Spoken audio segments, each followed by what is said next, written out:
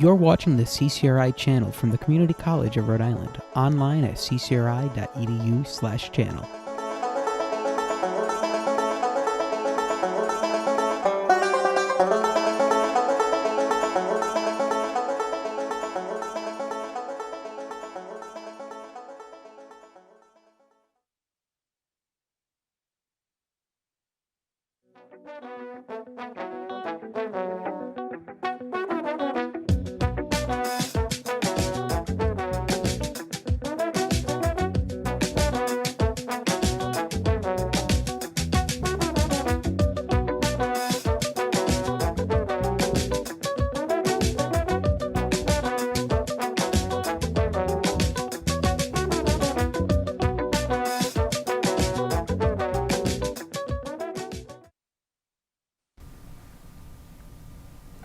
How's everyone doing today? It's your host, Mike Johnson on the CCRI channel, interviewing a special guest today. What's your name? I'm Louis Paz. Happy to be here. Thank you for having me. So he currently works at the Student Success Center at CCRI. He's an alumni of CCRI. Yeah. I'm going to ask you a couple questions today.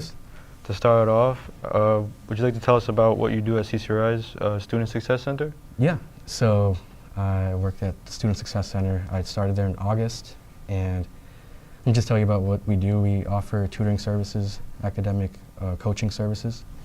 So if you ever feel like you're lost in your class, or you need to like have better time management skills or studying skills, we're always here to help. And I work. I'm a technical assistant. I work alongside Joanne Galliano, a wonderful person to work with.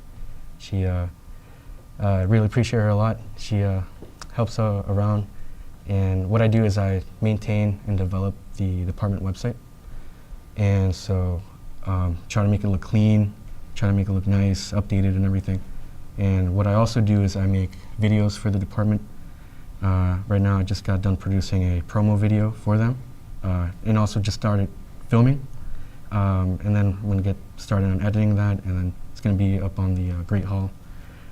So I'm excited about that. And I'm liking what I'm doing, so that's good. That sounds very interesting. Another question, as a former student of CCRI and a current employee, of course, Yeah. what is one of your favorite things about the college and being here? I like the faculty and staff. They're all really nice, and they really want you to succeed.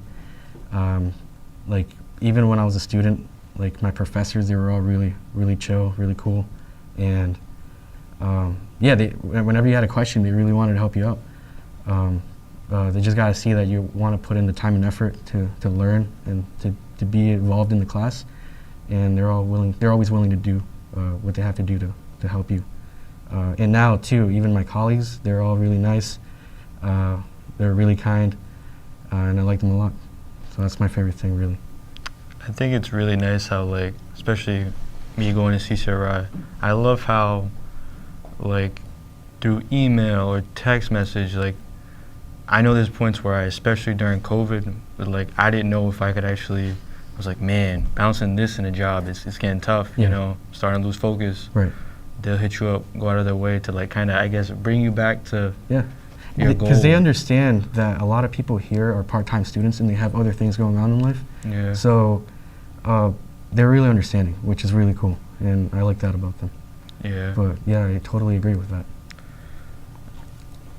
Is there anything for you particularly when you were a student here? What was going through the grades and everything? What was your favorite thing? For you when you were doing it? Going through my grades here? Yeah, class-wise. Oh, class-wise? Honestly, my favorite thing about coming here was having the communication classes, the courses here. Yeah. Because you could be creative and do your own thing, and that's what I liked about it. Honestly, I didn't like going to math class, right? I wasn't good at it. But coming here, I was kind of let me unwind and just be my creative self, and then just, I don't know, it just made me feel, good. I don't know, to make things that I enjoy. And so, these courses are incredible. I feel like anyone should really take a part of what they have here. So that's another favorite thing about coming here. Speaking of math classes. Yeah. Tell me now, when the final math class, when you were done with it, I literally Oh my finished God. that first year here. I was like, gone. You know, it was honestly a relief, like finishing the math courses, because God, it was hell. everything that wasn't focused on, like, you know what I mean, communications courses that enjoying. Yeah. It was tough, but I mean, at least we got over it. Yeah. So we're about to go to commercial break soon, and we'll catch up with you just in a few, and yeah. Of course. You're tuned in to the CCRI channel from the Community College of Rhode Island, online at ccri.edu/channel.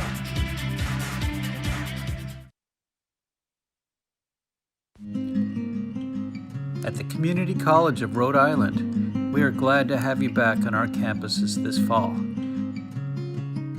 To keep everyone safe, we are asking people to wear masks, keep your hands clean, and show your ID with the proof of vaccination sticker each time you come to campus. Welcome back to CCRI. You are watching the CCRI channel from the Community College of Rhode Island, online at ccri.edu/channel.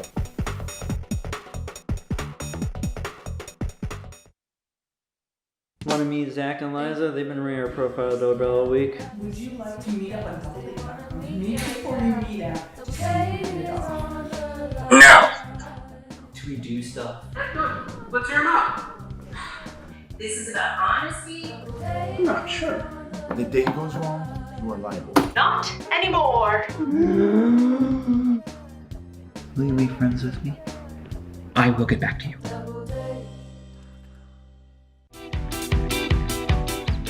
You are watching the CCRI channel from the Community College of Rhode Island, online at ccri.edu/channel.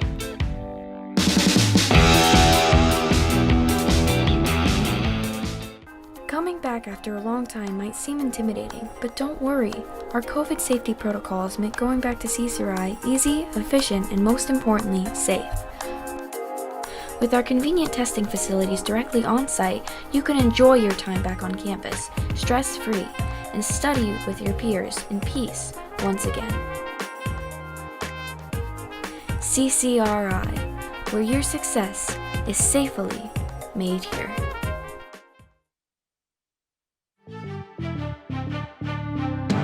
You're watching the CCRI channel from the Community College of Rhode Island, online at ccri.edu/channel. We're back with my main man Lewis over here. I'm going to ask him a couple more questions and then wrap it up. So for one, I just want you to talk about your path from CCRI and then connecting to your time at the four-year college that you attended to afterwards. Yeah. So I came to CCRI in 2015 after graduating high school, Cranston East. And the first year, I didn't know what I wanted to do. I think I was looking at architecture. So I did have to take a lot of math classes. And we did mention that I wasn't good at math classes. Nope.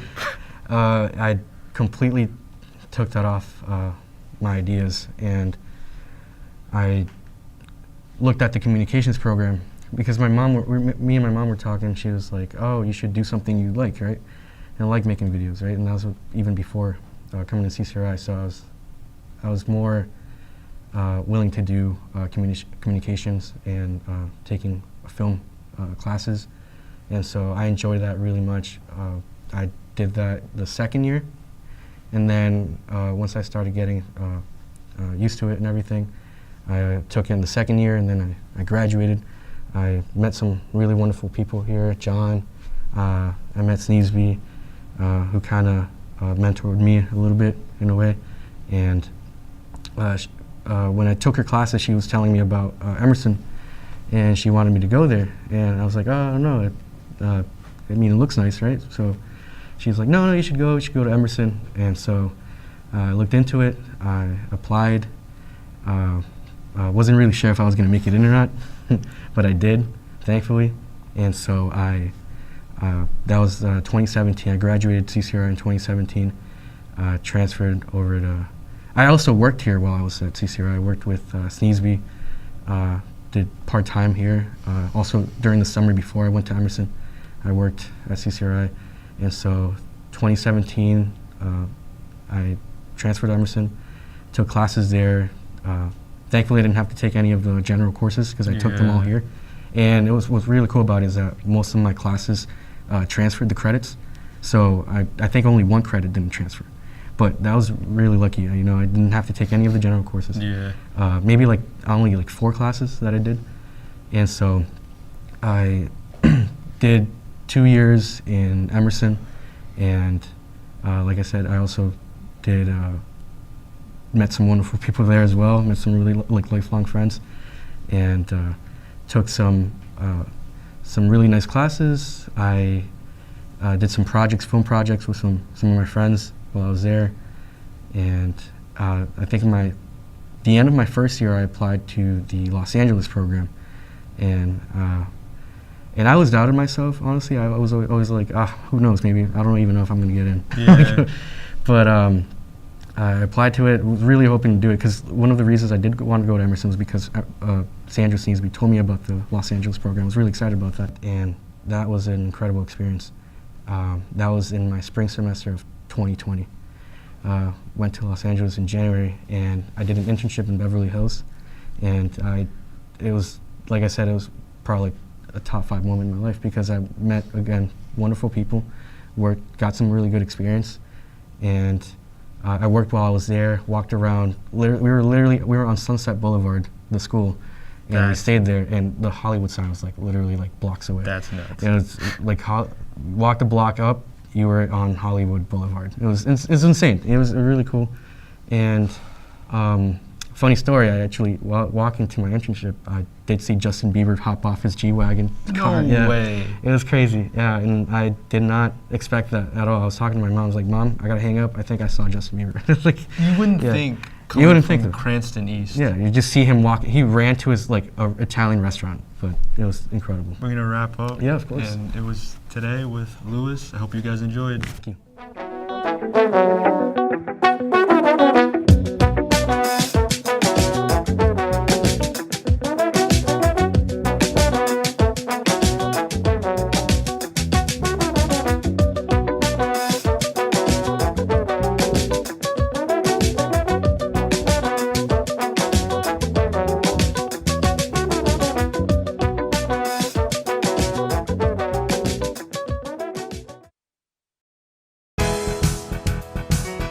You're watching the CCRI channel from the Community College of Rhode Island.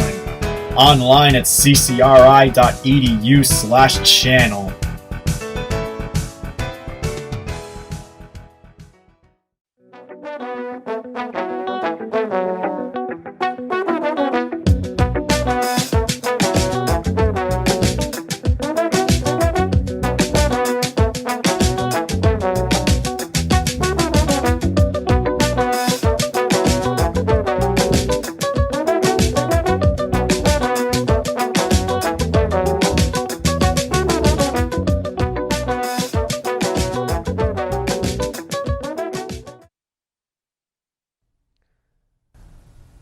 Welcome to the CCRI channel. I'm your host, Aubrey Connors. Today I am joined with Kathleen Bouchine. She is the professor and program director of the Communication and Film Media program at CCRI. How are you doing? Good, Aubrey. How are you? I'm good. So today we're going to be talking about more about you and what you do here at CCRI. So just tell me what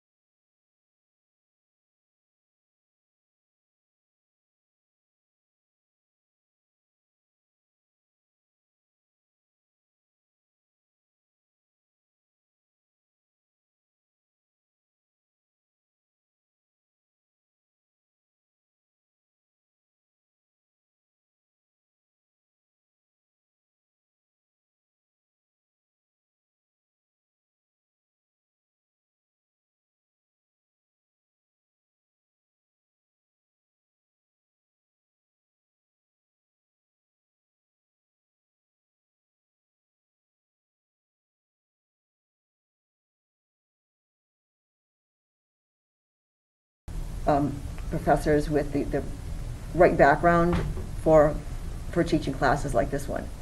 And that's a desire. So with the professors, and then we have courses, we can develop more courses, so I can really see the program growing when we're able to do things like that. And that's the main thing. And then, of course, more students. I'd like to see us be competitive with URI and CCRI, so, RIC, so that students will come here, you know, get the benefit of being here, get the savings of being here, and then move on to URI and Rhode Island College. So you said it started up in 2019. Do you think it's like growing healthily, or? Actually, yes, it is. I was looking at a number the other day, statistics, that it's up plus 7.9. Okay. So that's really good. I'm not really quite sure what that means, but it sounds good. I mean, there's no negative number, so that's sort of what I'm looking at. And so that's really the desire. I'd like to see us, I know we have some plans, we'd like to do a film festival at some point, but again, that takes staff and some really good organization to get that started. But I think we need a place where students can share some of the things that they do at the college. So that's one of the things that we're looking at. So we have some other things planned, and just like to see how that's going to work out. Okay. Any like big like coming steps like in the works and within like the year or two? I see us basically rather than taking giant steps, more like just taking some baby steps. Okay. And trying to get the faculty on board. Like that's the key. That's the key part. Okay. Because without the faculty, we wouldn't have a course like this running. You know. So I know you were talking about a lot of the URI and RIC and how we like want to like be a competition to them, or are we like trying to go along with them, or do you just want to be like better than them? I'd like to be both because we need both. Yeah. So what I'd like, you know, I'd love students to be able to come here for those first 2 years and then move on to either RIC or URI. And you know, we really have to work hard, and when we develop our courses that I mentioned that we want to do, to be sure that they are the courses that are going to transfer to those institutions as those courses. Because we don't want students to come to CCRI and you know lose credits when they transfer. We want all the credits they take here to be meaningful in some way, either as you know a gen ed course or as a program course requirement or elective. So that's our goal. Do you have any like advice for new students coming into the program, or you know students who are leaving the program and going to a 4-year college? I have advice for students here at CCRI in general, which I think is going to apply to any student, and it's really basic. It may sound a little lame, but it's communicate. Because it's so important that when students come here that they listen to what's going on around them, that they ask questions, because sometimes students don't ask questions, you kind of sort of sit back. But they need to ask those questions about assignments, about directions, about what courses they need to take to graduate, just some basic things like that. And I also love to see students work in teams, because in the workplace, most people are on teams. And so you learn to do that, I think, in an academic environment where you can make mistakes or it's not really going to count too much. But it's really important to be able to work as a team, know when to give, when to take, and know how to balance that all out with the different personalities on a team. I would like to thank Kathleen Bouchine, or Professor Bouchine, for coming to my interview today. She talked about the history and the future of the program, and I really appreciate joining here. But thank you everyone for tuning in. I hope you guys did enjoy this program, and hopefully we see you in the next program. Thank you guys.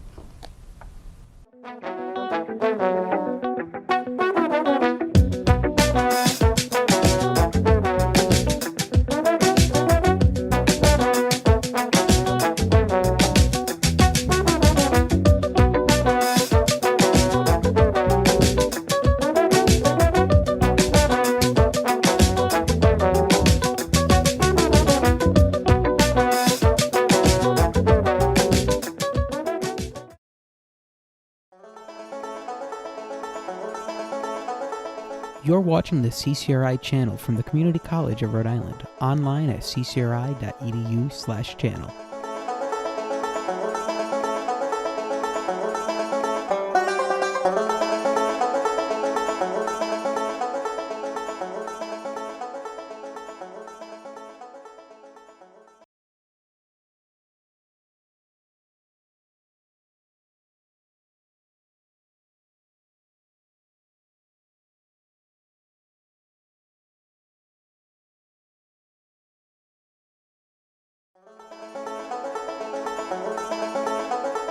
You're watching the CCRI channel from the Community College of Rhode Island, online at ccri.edu/channel.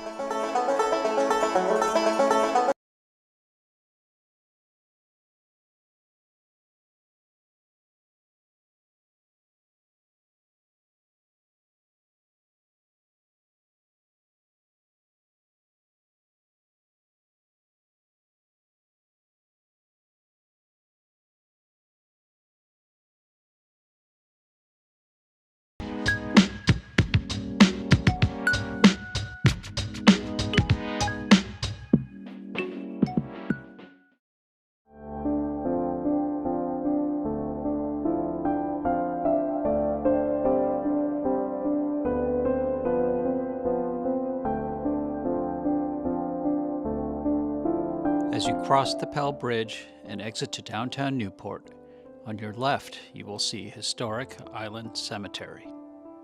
According to its website, Island Cemetery was established in 1848 and is listed as the first cemetery under Rhode Island Historical Cemeteries. It is on the National Register of Historic Sites and is the only active cemetery in Newport.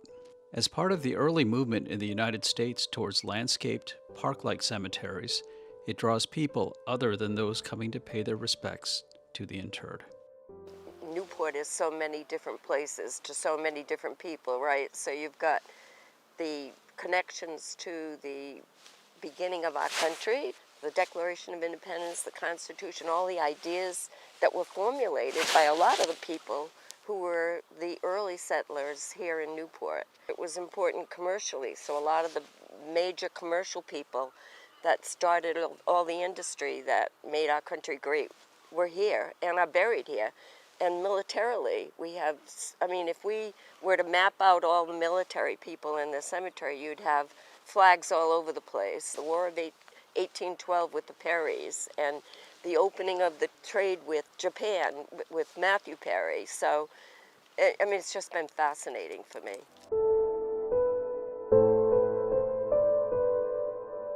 When I first started here, on a yearly basis, we probably hauled 2,000 to 3,000 pounds of dumping materials in here. People found their way in here with everything from furniture to appliances to anything they could. And that has changed. Approximately 9 years ago, we had severe vandalism. We had 3 homeless guys come in here, and they proceeded to push over 500 monuments within our cemetery. Which was devastating. You know, I'm a strong man. I'm a combat veteran from the United States Army, but I cried that day when I saw the desecration.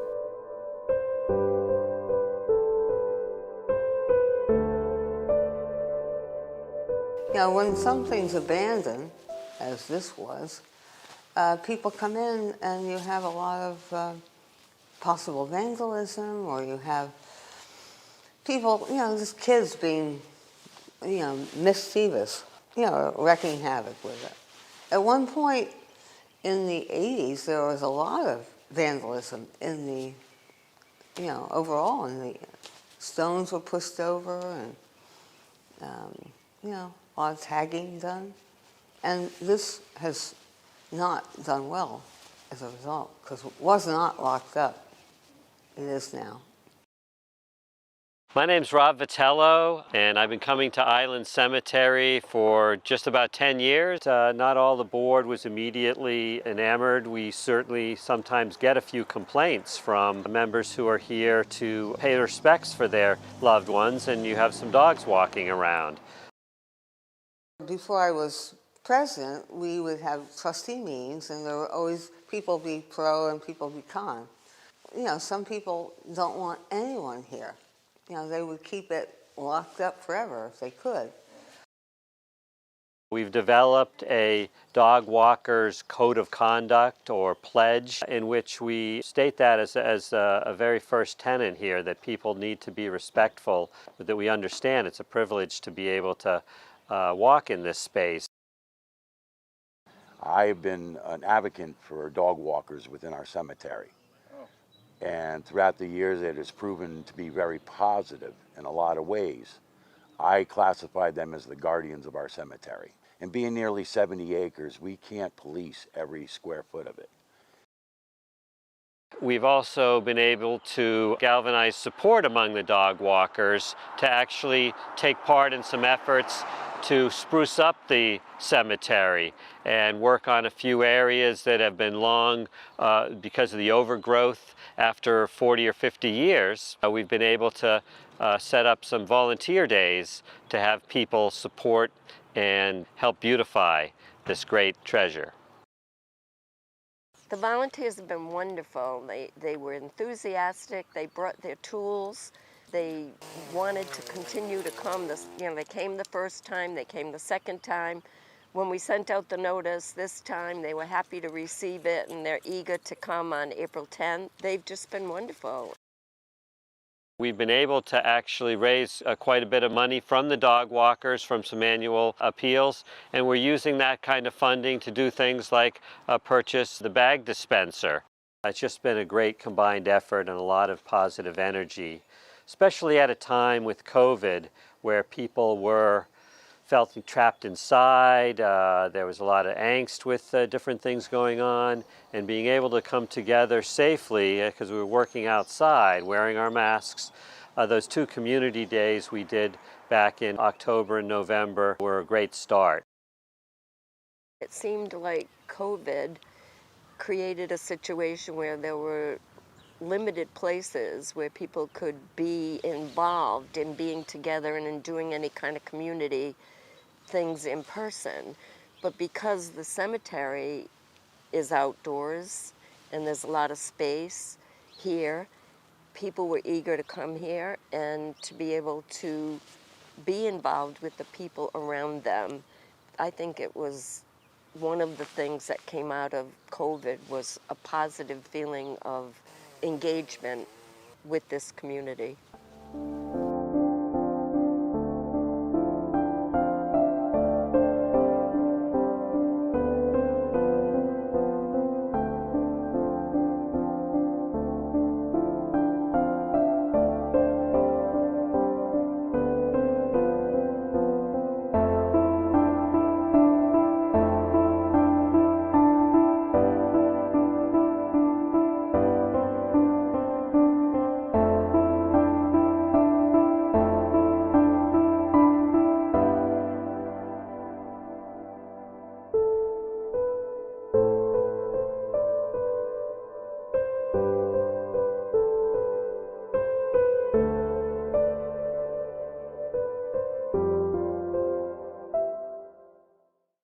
As the COVID-19 vaccines become available, you might be asking yourself, should I get it? And if I do, will I be able to go about life without putting my family at risk? You've got questions, and that's normal. The fact is, the vaccines are safe and effective. They're going to save lives. To get the latest on the COVID-19 vaccines, visit getvaccineanswers.org, because getting back to the moments we miss starts with getting informed. It's up to you. You are watching the CCRI channel from the Community College of Rhode Island, online at ccri.edu/channel.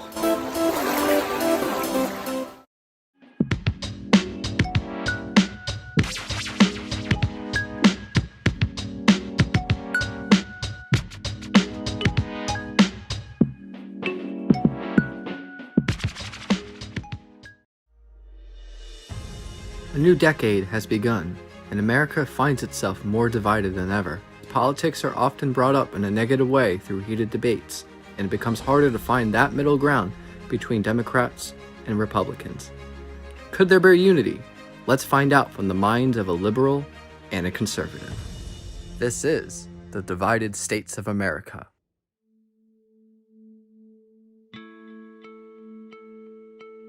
I wasn't always a Republican nor a conservative. Growing up, my whole family was Democrat. I grew up in Pawtucket, Rhode Island, and everything was Democrat. Once I started working, and then, of course, once I got my own business and I saw how important it is to be fair with the voting, and then I became a conservative. I don't like big government, right? I'm all for a strong country, strong defense, and I'm for lower taxes. The lower our taxes are, the more money we have that we can spend.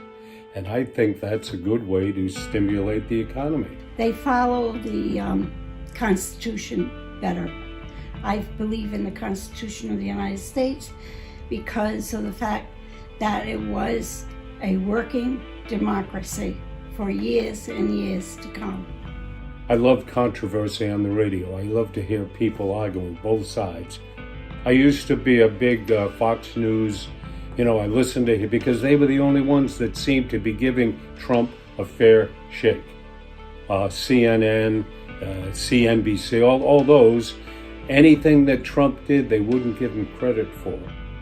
CNN, I call that the Clinton News Network.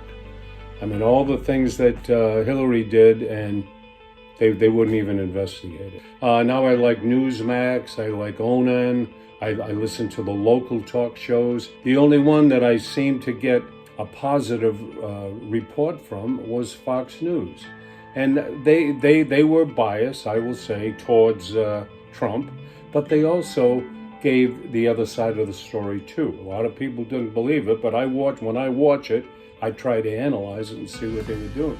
Well, I like to call myself a capitalist independent who leans strongly left, especially since the 4 years of what we've been going through with the Republicans. I find it from ABC, CBS, NBC, CNBC, because I do a lot of financial stuff, and CNN, of course. I don't care if the message is bad, as long as it's correct. These guys get fired if they don't report correct journalism, and they have to apologize for what they've said. They get fired. The other networks, they don't, because they're not actually fact-checking journalism. They try to sell advertising through winding people up with false narratives. I'm kind of in the middle, maybe independent. I try to look at both sides. Right now, the way the situation is, you can't look at the Republican side because it's a Trump side. It's not a true Republican Party, and that's very sad. I tend lately to be more on the Democratic side. There's many great things they've done and they are going to do. I like Joe Biden. I think that he's going to be good for the country. I read a lot. I watch mostly CNN. I think they're very honest. I think they're very truthful. I like the way they interpret what's going on in politics. I like those interpretations. During the intense 2020 presidential election, both party nominees fought long and hard to claim the White House. Either way, the results deepened the nation even more. Both sides now take an opinion on the newly elected President Joe Biden and former President Donald Trump. Joe was intimidated by Trump, right? After the debates and everything, he realizes that Trump was a little bit a step ahead of him in almost every way. To me, I don't trust the voting. All right, there were shenanigans that were going on. I'm not saying it was rigged, but there was so much information that I can't believe that the Supreme Court wouldn't even, it seems like somebody was finagling things with them, saying, look, let's just get on with it. Swear him in and let's just get going. I still can't believe 80 million people voted for Joe. I think the Democratic Party is using him. He is not always, well, I hate to say he's like dementia sort of thing. He's an embarrassment sometimes when he tries to make a speech. I mean, he's either my age or a little bit older than I am, and I forget things sometimes, but I'm not the President of the United States. I think he is embarrassing us in some ways, tries to run from here to there to show how young he is, and then he falls up the stairs. The executive actions that he took were, for the most part, what I thought, they were just to spite Trump. He's doing a good job.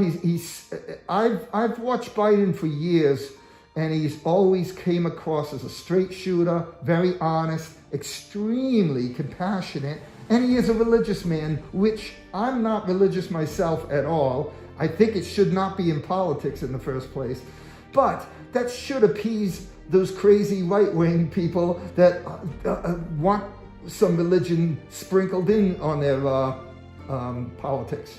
I think that President Biden has an excellent staff. I really do believe that he's encouraging, or at least he encourages me. I think he's honest. Pushing politics away, it's a man I would like to meet on the street and have a conversation with. I just think he has such good ideas and good thoughts, and I just think he's very human. This was a gift from my number one grandson, who happens to be interviewing me right now. My opinion on Trump: I thought he was a great president. He was a little harsh. People criticized him for using Twitter. That was his only way to get his message out. The mass media was completely against him. He would say this, they would say he said that, or they would report half of what he said. Donald Trump, okay, I know a lot of people didn't like his characteristics as far as how he talked to people and stuff. Myself, that's not a reason not to like him. I feel his policies were going the right way.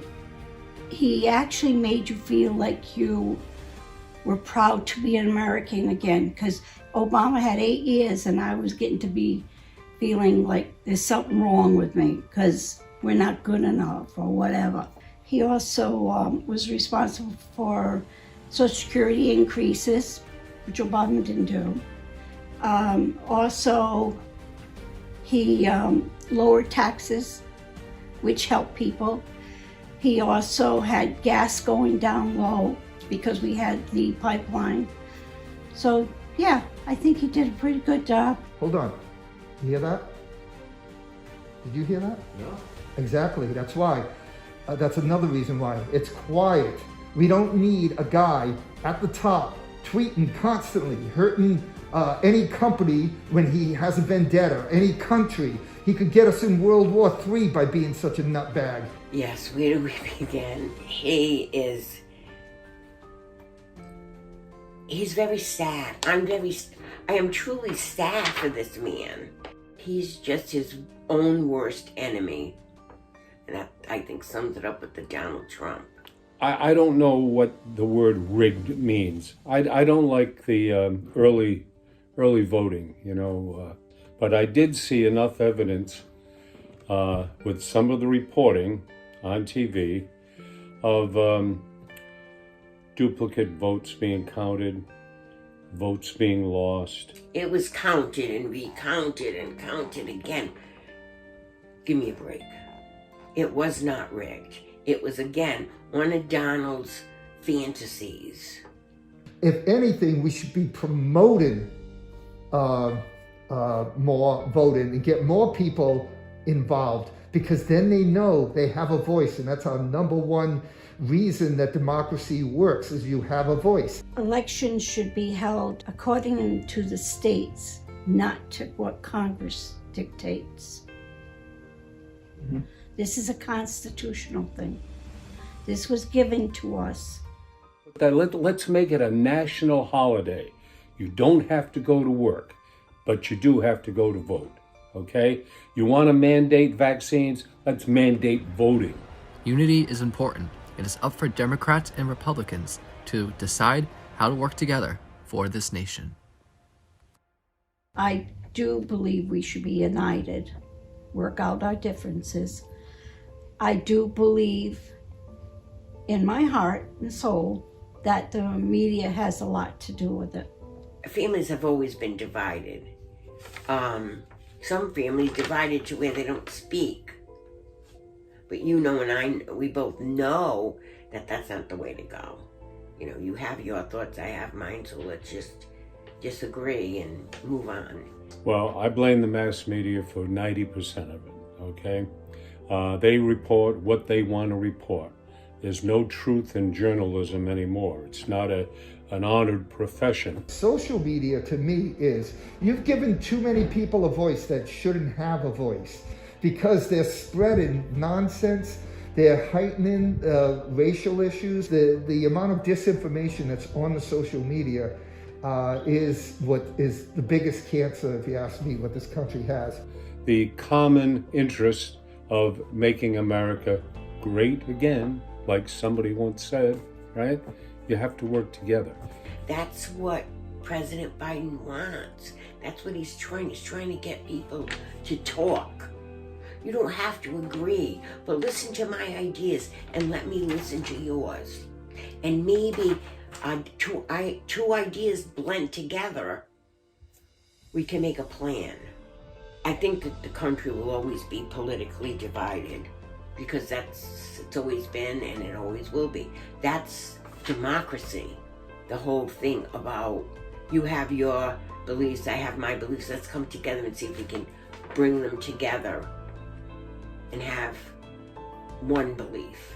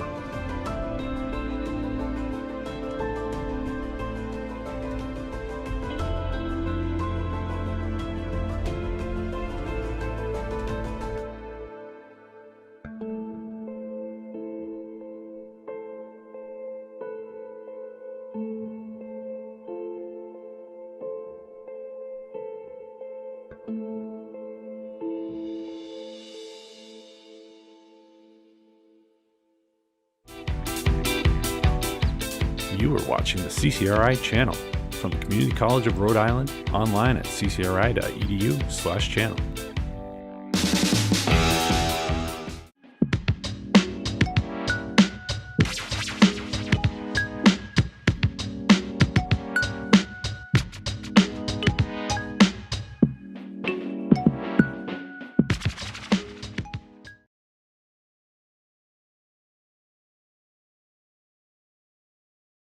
I remember when people standing in lines for food, in long, long lines for food to get something, because the Gorbachev times were the worst times ever, ever. That's what I remember.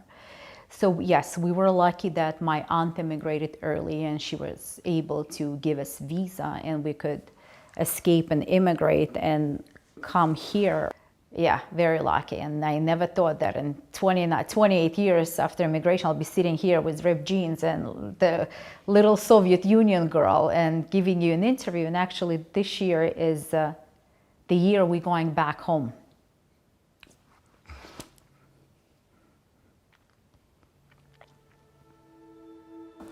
My name is Elena Barshai-Saslovich, and I'm from former Belarus, part of Soviet Union. Growing up in Belarus was lots of fun, lots of very, very happy memories. With growing up in a very, very happy household where everyone was equal in your school and society, and it was just very nice memories. And my parents worked all the time because in Russia you do work a lot. And it was just good family with traditions, with family holidays, with guests in the house all the time.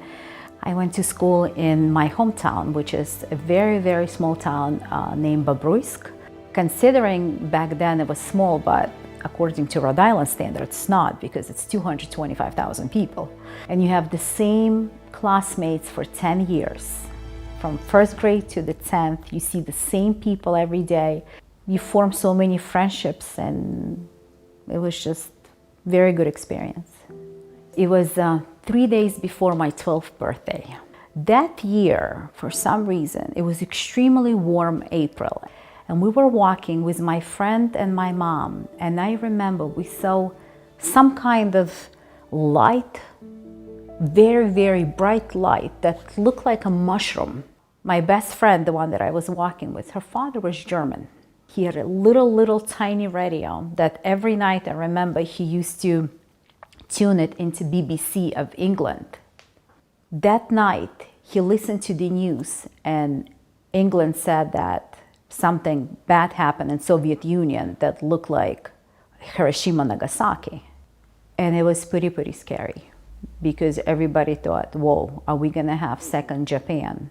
The next day, I have an aunt that used to live in St. Petersburg, former Leningrad. She was a professor in university, and she called us and she said, something really bad happened next to you.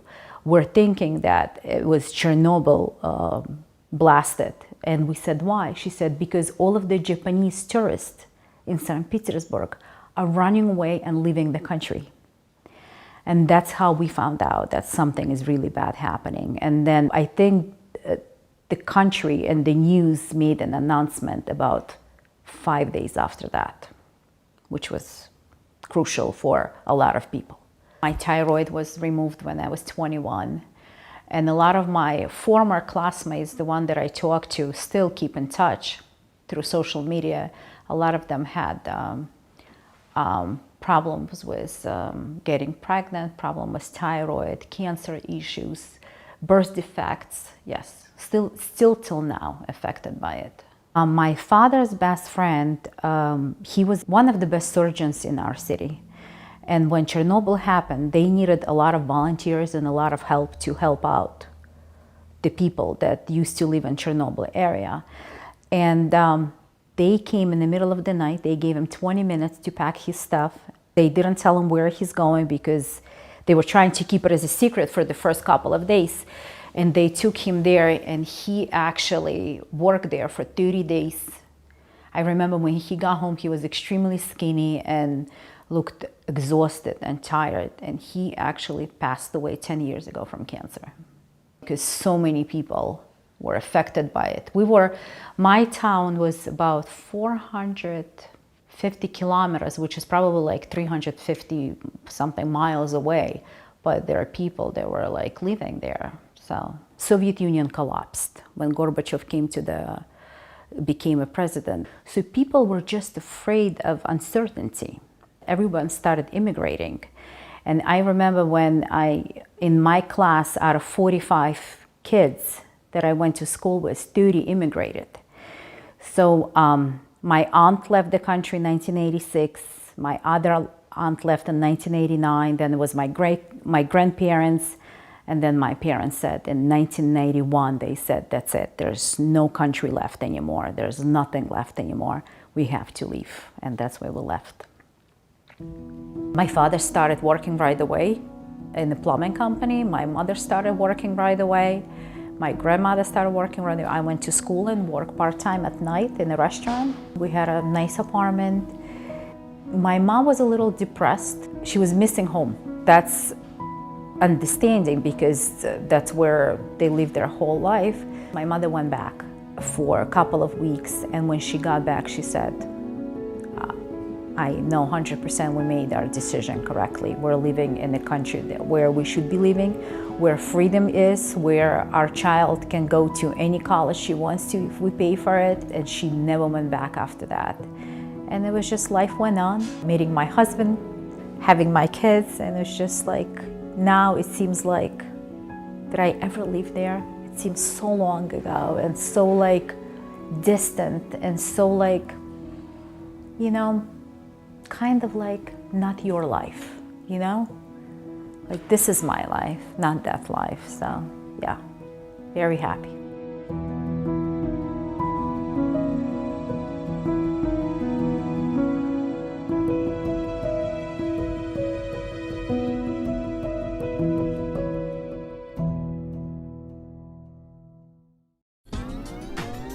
You are watching the CCRI channel from the Community College of Rhode Island, online at ccri.edu/channel.